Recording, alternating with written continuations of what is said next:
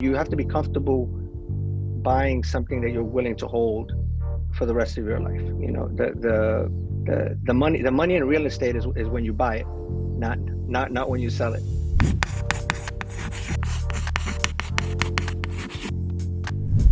But to get back, if you want, uh, I started interviewing. I started talking to the people who manage those Airbnbs, and you know, asking, picking their brains, and starting running the numbers, and realized that that that the combining these Airbnbs and great pieces of real estate, can be a very lucrative business. Yeah, And at the same time, sorry, at the no, same go. time, I was thinking of this idea of uh, uh, geographic diversification of real estate. So I didn't want to invest anymore in New York. A substantial amount of our wealth was tied to real estate in New York City. And now with this pandemic, and in hindsight, uh, it was, I think it was the right way. I always think it's the right way. It's about, I think about diversification more in terms of your source, your buckets, your buckets of income and wealth. You don't want them all tied into like the same geographic area, because things impact geographies. That's just a fact. Well, you and I've had this conversation in the past, and shows you how much I've learned a lot from you, but I'm learning this lesson because I am in Clemson, and I have some diversification within the city and outside the city, but I am in the college town. We are a college town, and we've had a lot of success. Over half of our portfolio with college rentals, and the pandemic also gave us a big scare because what happens if people don't go to school physically?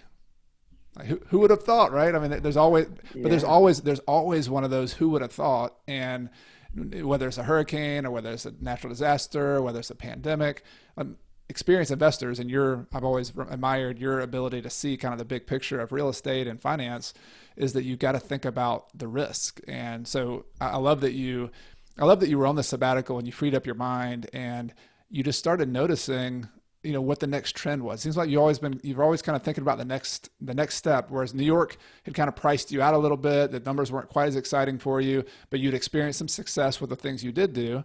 And then you started looking into different niches and different locations. So maybe that's where we are now, is that you had the sabbatical, you had this wonderful experience, and your brain's just churning. It's like, all right, how can we do this? How can I think next? And so tell me about, you had this kind of light bulb from Airbnb and vacation rentals. Where did that take you practically once you got back into the United States and kind of got back into the normal life where you're getting back into your real estate? Well, I think, when I came back, by no means did I arrive with the plan and hit the gas. It took a little bit of time uh, to marinate, and to really sort of identify um, what areas, we wanted to sort of look at. Um, but the idea that um, so much of our wealth was tied to New York City, that was actually a real uh, push for us to look at this beach house that we thought we could transition that purchase into the property, which, um, from a cash flow perspective, was the best deal that uh, I combined with um,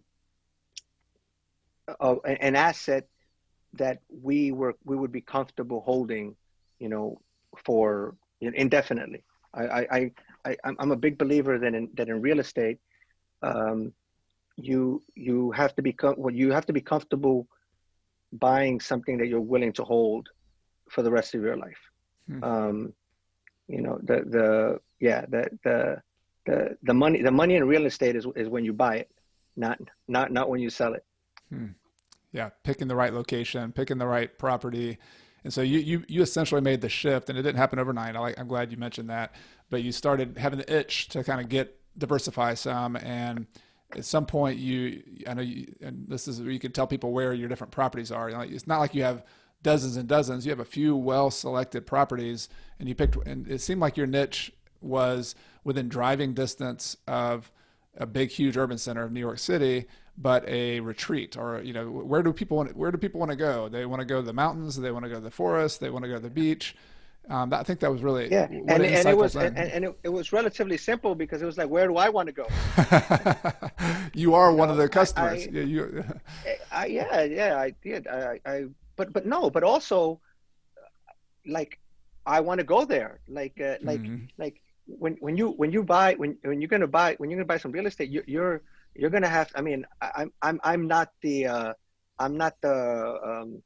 remote kind of manager. I also manage the properties, so Mm-hmm. that's part of the way that I keep myself busy, and I guess also keep my expenses down. But they always wanted to be places where I want to travel to, where I want to spend time, because then I'll enjoy managing them. What were some of the locations you ended up buying? Because like you're sitting right now, you're at a cabin. So tell us about that one. Mhm. Yeah. So once we identified the beach house, we thought, okay, well then it would also be complementary. We thought a lot of the cash flow will be summer income at the beach house, no cash flow in the winter. So let's get a cabin near a ski resort to get cash flow in the winter. Hmm. Um, it turns out that cabins are popular all year round. I honestly didn't quite know that, but yeah, they're actually even more popular in the summer than in the winter. But then I identified a place that was driving distance from New York, and Boston. So we settled on the Southern Berkshires. Beautiful area. It's the southwest tip of Massachusetts. Uh, uh, yeah, very close to a town called Great Barrington. Okay.